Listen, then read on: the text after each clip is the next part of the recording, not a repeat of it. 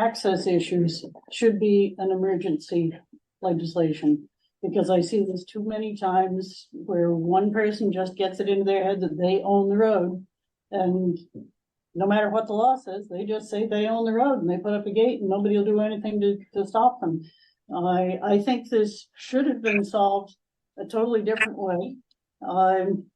This road, in my opinion, clearly does not qualify for common law abandonment, which is what the neighbor is claiming. If it were common law abandoned, it would have trees leaning into it, it would have grass growing in the middle of it, it would be rutted so badly you can't drive down it.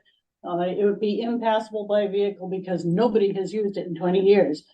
If you look at aerial views, you can see where the properties on both sides of the road have been logged at regular intervals. You can, if you go on the records, you can find where the deeds say that they're in tree growth. And that means they had to file a tree growth plan. Local people have commonly used this road for access to get up on the hill to see the view. They've hiked in there on a regular basis. It's been used by a lot of people besides just the landowners. And my contention is that even landowners using a road should prohibit common law abandonment, because common law abandonment gets rid of the entire easement, private easement included. And that would mean that where there's a road that everybody's been using continuously for property access, you could just suddenly say that, oh, well, because the public hasn't used it too, now the private property owners have lost their access. That's not right. I say common law only happens when nobody has used the road.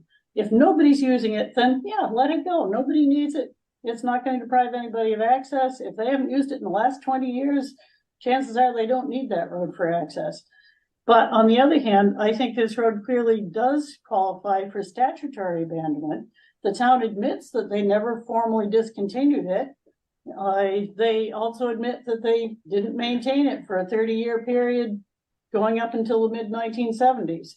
And Jim, as I think you've said, that under 3028, abandonment was an automatic thing, that it's presumed that after 30 years, if the road hasn't been maintained for public use, then it's abandoned. It's presumed abandoned.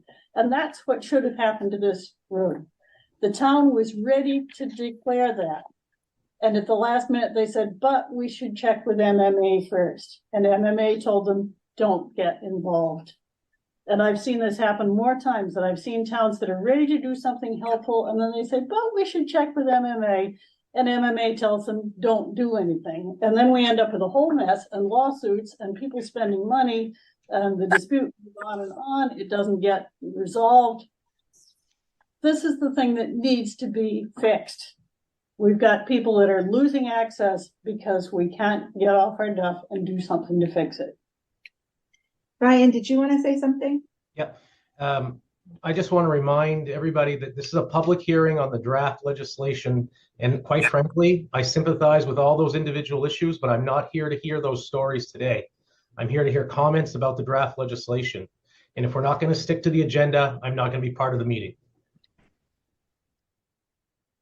Duly noted, Brian. Thank you. Do we have another speaker today?